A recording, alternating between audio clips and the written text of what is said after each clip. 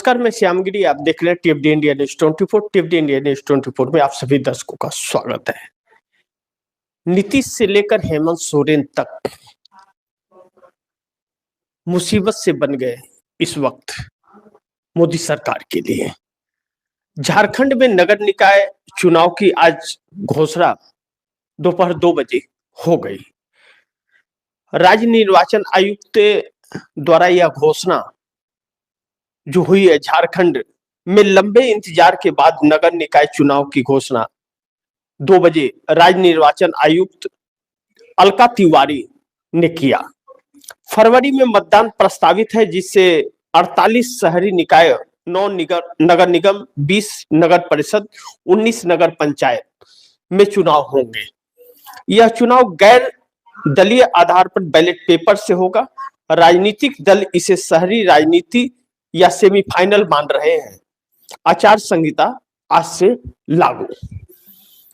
अब बड़ी महत्वपूर्ण है कि यह जो चीजें बिहार झारखंड के अंदर हो रही है, झारखंड में भारतीय जनता पार्टी ने जिस तरह सामदंड भेदभाव का उपयोग किया था और विधानसभा चुनाव जीतने की कोशिश की थी। हेमंत सोरेन जो जिसे जेल में डाल दिया गया था एक जमीन के मामले में, एक ऐसे जमीन के मामले में जिस जमीन से कोई ताल्लुकात हेमंत सोरेन का नहीं था, और एक सिटिंग चीफ मिनिस्टर को जिस तरह से ईडी ने जेल में डाला और कोर्ट से फटकार लगी बाद में, और नतीजा यह निकला कि भारतीय जनता पार्टी चुनाव हार गई। ऐसे में दैनिक जागरण की खबरों के अनुसार झारखंड में लंबे इंतजार के बाद नगर निकाय चुनाव का बिगुल आज बजा है। राज्य निर्वाचन आयुक्त अलका तिवारी ने 2 बजे प्रेस कॉन्फ्रेंस कर चुनाव कार्यक्रम की औपचारिक घोषणा करी।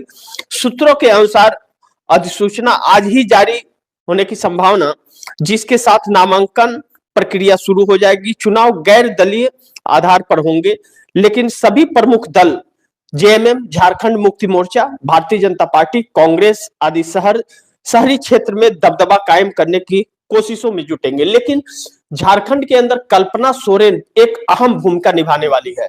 आप दर्शकों ने देखा था पिछले दिन जब विधानसभा के चुनाव हुए थे और झारखंड के sitting chief minister Hemant Soren 5 से 6 महीनों बाद ईडी के शिकंजे से जेल से बाहर आए थे।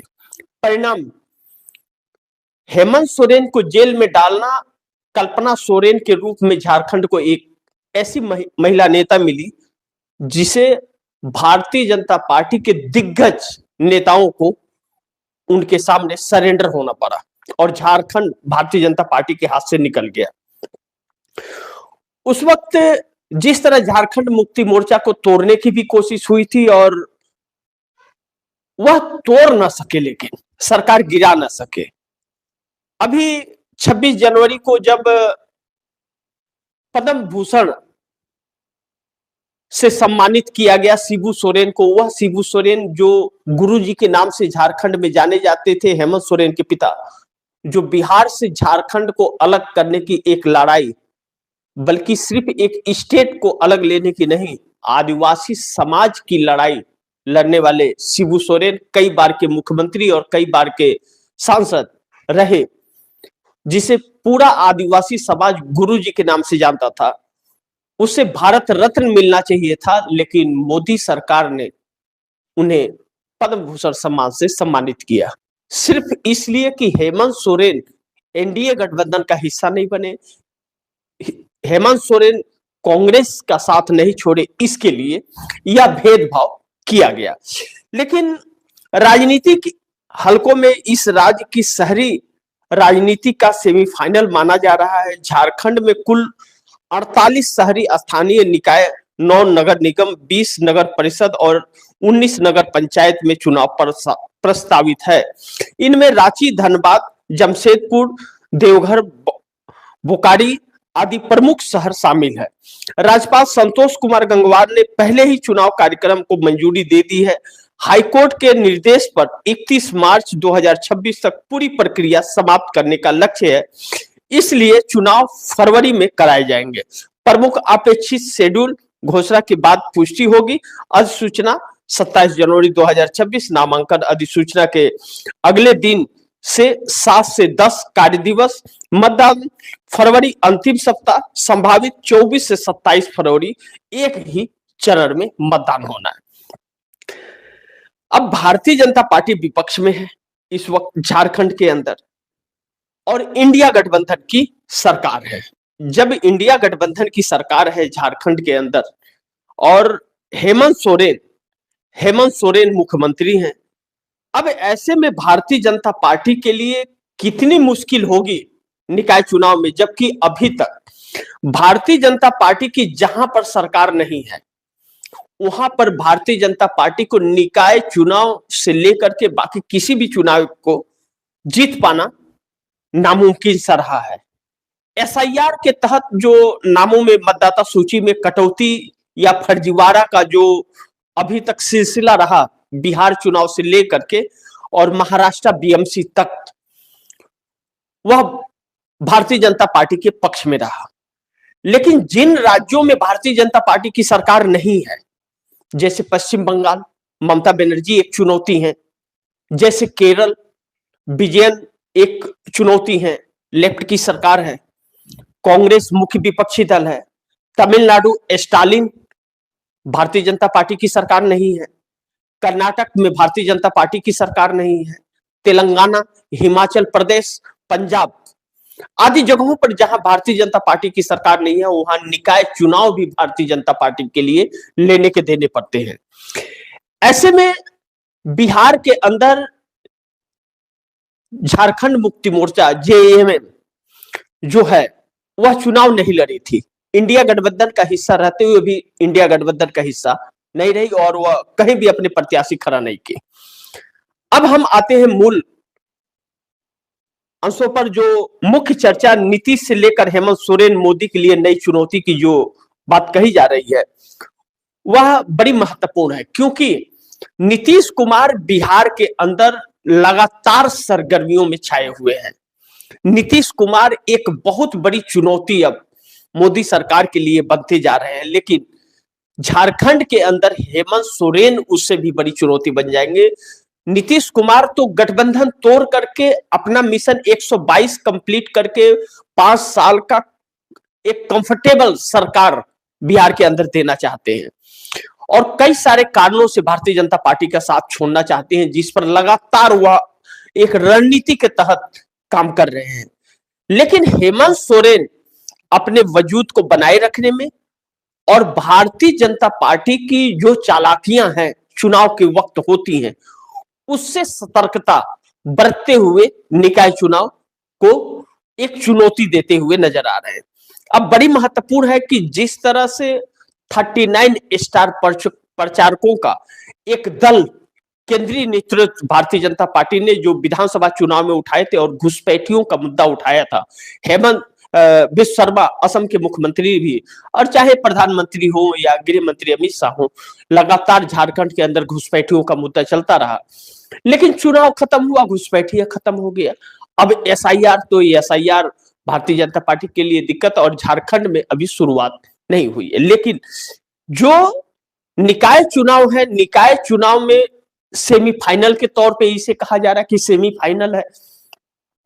अब यह कितना भारतीय जनता पार्टी के पक्ष में होगा और कितना हेमंत सोरेन इस पर अपना दबदबा दिखा पाएंगे। लेकिन कहा जा रहा है कि कल्पना सोरेन का जो एक जलवा निकल पड़ा है झारखंड के अंदर और कल्पना सोरेन जिस तरह से सरकार की योजनाओं को घर घर तक पहुंचाने में सफलता हासिल कर रही है, उससे इंडिया गठबंधन की जो सरकार इस वक्त तेलंगाना के झारखंड के अंदर चल रही है वह मजबूत स्थिति में है भारतीय जनता पार्टी, जबकि बहुत ही कमजोर हालात में है। ऐसे में कल्पना सोरेन का एक बार फिर गूंज उठेगा झारखंड के अंदर इस निकाय चुनाव के अंदर, और इस निकाय चुनाव के अंदर भारतीय जनता पार्टी कोई भी रिस्क नहीं लेना चाहेगी, क्योंकि यह गांव लेवल का यह चुनाव होगा। तो ऐसे में जो पन्ना प्रमुख भारतीय जनता पार्टी के कहे जाते हैं कि पन्ना प्रमुख वाली पार्टी है भारतीय जनता पार्टी, इसमें असली परीक्षा भारतीय जनता पार्टी की होने जा रही है।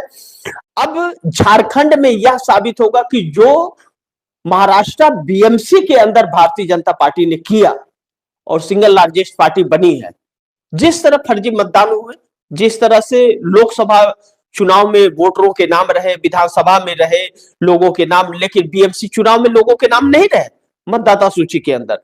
अब झारखंड के अंदर भारतीय जनता पार्टी वही प्रदर्शन अपना दोहरा पाएगी क्या?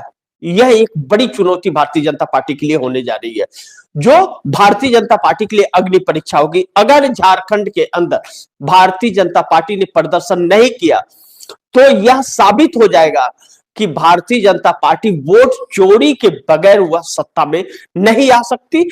झारखंड पहली अग्नि परीक्षा होगी और दूसरा पश्चिम बंगाल, क्योंकि पश्चिम बंगाल में भी भारतीय जनता पार्टी की सरकार नहीं है। लेकिन बिहार के अंदर 65 लाख मतदाता सूची से नाम काट करके, 65 लाख मतदाता सूची से नाम काट करके और 55 लाख डुप्लीकेट वोटर बना करके बिहार के अंदर Bharatiya Janata party single largest party बनी है। लेकिन एसआईआर पश्चिम बंगाल में भी हुआ है। लेकिन प्यारेलाल गर्ग के 27 पन्नों की रिपोर्ट के अनुसार बिहार के अंदर एनडीए गठबंधन ने महागठबंधन से 102 विधानसभा की सीटें चोरी कर ली है। मैं हारने की बात नहीं कर रहा हूं, मैं चोरी की बात कर रहा हूं। प्यारेलाल गर्ग के 27 पन्नों की रिपोर्ट के अनुसार 102 सीटें महागठबंधन से एनडीए ने चोरी कर ली है, यानी कि वह साम दंड भेदभाव से वह छीनी गई हैं। वह एनडीए की नहीं, महागठबंधन की सीटें थी। लेकिन न्यायपालिका गहरी नींद में सो रहा है।